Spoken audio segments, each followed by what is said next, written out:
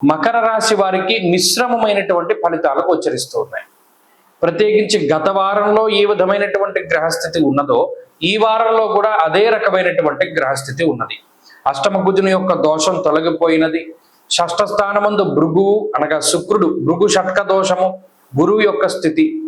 అలాగే ఈ రాశి వారికి సప్తమ రవి సప్తమ బుధుని యొక్క స్థితి. అక్కడికే మనకి 3-4 గ్రహాలు 5-6 గ్రహాలు ప్రతికూలత.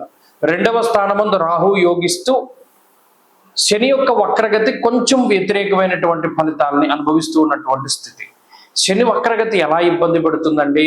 సదా క్లేశం వృధా వైరం సతతం కార్యనాశనం.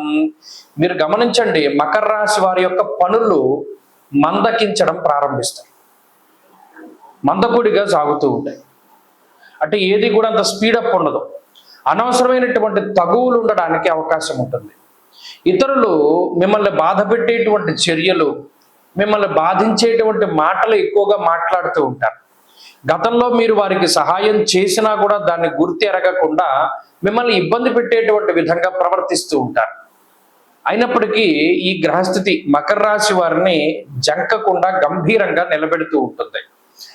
ఏ గ్రహం సావకాశాన్ని కల్పిస్తుంది అంటే ఈ రాశి వారికి చంద్రుడు మనోధైర్యాన్ని ఇస్తారు. పూర్తిగా ఈ వారం అంతా చంద్రబలం ఎక్కువగా ఉండడం వల్ల అటు మనస్సౌఖ్యం సదానందం ఇష్టగృహ సుభోజనం, మనకి నచ్చినటువంటి ప్రాంతాల సందర్శన, నచ్చినటువంటి గృహములు, నచ్చినటువంటి బంధువుల ఇళ్లలో భోజనం చేస్తూ ఉండడం, దూర ప్రాంత సంచారము, అలాగే ఎవరికి ఏ విధంగా సమాధానం చెప్పాలి ముందుగానే రాసి పెట్టుకుంటారు. ఇటువంటి విషయాలన్నీ మకర రాశి వారిలో కనబడతాయి. అలాగే ఆర్థిక ఆరోగ్యపరమైనటువంటి పరిస్థితులు సాధారణంగానే ఉన్నాయి. అవంత ఇబ్బంది లేవు, అవంత సానుకూలత లేదు, మధ్యస్థంగా నడుస్తూ ఉంటుంది. విదేశీయాన సంబంధమైనటువంటి విషయాలు, ఉద్యోగ సంబంధమైనటువంటి విషయాల్లో సానుకూల్యత ఎక్కువగా కనబడుతూ ఉన్నది. ఈ విషయాలు మకర రాశి వారికి కొంత ఊరటని కల్పిస్తాయి.